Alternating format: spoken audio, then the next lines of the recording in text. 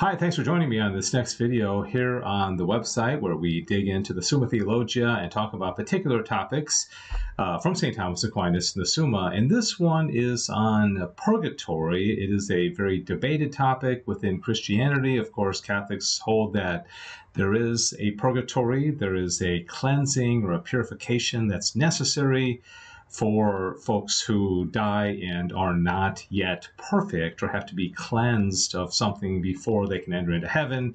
And so the question is, what does St. Thomas Aquinas say about purgatory in the Summa Theologica? And I'll tell you all about that in the course of this video. But first of all, I have this image here, which is an image I think most of us think of when we think of hell.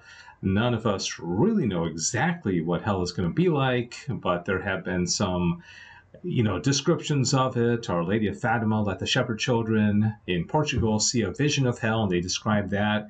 But normally we have some kind of image like this, where there is Satan or Lucifer and flames and fire, and it's, red or hot and, a pretty horrible place. But when it comes to purgatory, we really don't know exactly what it is, or is it similar to hell? Is it completely different? Is it, painful? Is it, what exactly is it? And so it's good to find out from the Angelic Doctor, from St. Thomas Aquinas, what exactly he says about purgatory. And I will tell you that at the end of watching this video, I think you will be convinced that you do not want to go to purgatory, even though the souls in purgatory have hope because they eventually are going to get to heaven. You'll see that St. Thomas Aquinas describes it as a pretty painful place to be. And so I don't think anybody wants to aim for purgatory, aim for heaven, and hopefully you can skip out on purgatory altogether. All right, now you'll notice here that in the parentheses it says Appendix 2, Article 1. One of the very interesting things about St. Thomas Aquinas' teaching on purgatory in the Summa is that it comes at the exact end of the Summa. In fact, the final 7 articles of the entire Summa are about purgatory. And, the Summa has prima pars, and then prima secunda, secunda secundae, and then tertia pars. And then after St. Thomas Aquinas stops writing, we have the supplement that was written by his scribe Reginald. And then we have these 2 appendices. Then all they have to do with is, first of all, limbo, a couple of articles about limbo, and then purgatory. So why didn't the articles on purgatory, the 2 questions on purgatory, make it into the regular Summa? It's a very interesting question. I don't exactly know what the answer is to that, but if you have any insight, I would love to know. So this is Appendix 2, Article 1. Okay, this is the penultimate article of the entire Summa. I'm going a little bit out of order here because, interestingly, it's Appendix 2 where Thomas says, is there a purgatory? You would have thought that at least that would have been Appendix 1, but he doesn't. Okay, so is there a purgatory? He says, from the conclusions we have drawn above, it is sufficiently clear that there is a purgatory after this life. For if the debt of punishment is not paid in full after the stain of sin has been washed away by contrition, nor again are venial sins always removed when mortal sins are remitted, and if justice demands that sin be set in order by due punishment, it follows that one who after contrition for his fault and after being absolved dies before making due satisfaction, is punished after this life. Wherefore, those who deny purgatory speak against the justice of God, for which reason such a statement is erroneous and contrary to faith. Hence, Gregory of Nyssa, Thomas is always quoting the Church Fathers, after the words quoted above, adds, "This we preach, holding to the teaching of truth, and this is our belief, that this of the universal Church holds, by praying for the dead, that they may be loosed from sins. This cannot be understood except as referring to purgatory, and whosoever resists the authority of the Church incurs the note of heresy." So Thomas lays it out very clearly. Yes, there's a purgatory.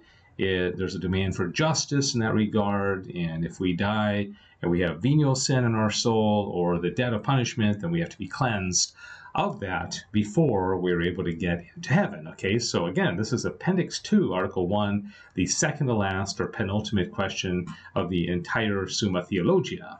All right, then the very last article of the entire Summa, and then there's 3,100 articles in the Summa. Okay, so this is important. Why is this the very, very last one? He says, whether it is the same place where souls are cleansed and the damned punished. So is purgatory the same place as hell? That's what he's asking here. He says, nothing is clearly stated in Scripture about the situation of purgatory, nor is it possible to offer convincing arguments on this question. All right, so St. Thomas Aquinas is basically saying here, I don't know. But he's going to go on and speculate here. It is probable, however, and more in keeping with the statements of holy men and the revelation made to many, that there is a twofold place in purgatory. Okay, so this is interesting. Now there's two different places within purgatory. One according to the common law, and thus the place of purgatory is situated below and in proximity to hell, so that it is the same fire which torments the damned in hell and cleanses the just in purgatory. Okay, although the damned, being lower in merit, are to be consigned to a lower place. All right, so he's saying here that the pain of purgatory would be tantamount and pretty much equal to the pain of hell, although those in hell are not going to ever get out, and so they would not have any hope at all, right? All right, so then another place of purgatory is according to dispensation, and thus sometimes, as we read, some are punished in various places, either that the living may learn or that the dead may be succored, seeing that their punishment, being made known to the living, may be mitigated through the prayers of the church. Okay, so this is like a second place, and this has to do more with the living, that they can pray for the dead, and that the dead, kind of a communion of saints type of relationship, that they can help each other out. All right, whether the pains of purgatory surpass all the temporal pains in this life. Now notice this is Appendix 2, question 1, Article 1. Okay, so now we're still in the appendix, right? In purgatory, there will be a twofold pain. One will be the pain of loss, namely the delay of the divine vision, and the sense of pain, namely punishment. Sense of pain is the second one, namely punishment by corporeal fire. With regard to both, the least pain of purgatory surpasses the greatest pain of this life. For the more a thing is desired, the more painful is its absence. Okay, so the souls in purgatory know that they're going to get to heaven one day, and that pains them because they're not there yet, and they want to have the knowledge of God, they want to see the essence of God, but they can't, and so that's very painful. And since after this life the holy souls desire the sovereign good with the most intense longing, both because their longing is not held back by the weight of the body, and because had there been no obstacle, they would already have gained the goal of enjoying the sovereign good. But there is an obstacle, okay, venial sin or the debt of punishment, right? It follows that they grieve exceedingly for their delay. Again, since pain is not hurt, but the sense of hurt, the more sensitive a thing is, the greater the pain caused by that which hurts it. Wherefore, hurts inflicted on the more sensible parts cause the greatest pain, and because all bodily sensation is from the soul, it follows of necessity that the soul feels the greatest pain when a hurt is inflicted on the soul itself. Therefore, it follows that the pain of purgatory, both of loss and of sense, surpasses all the pains of this life.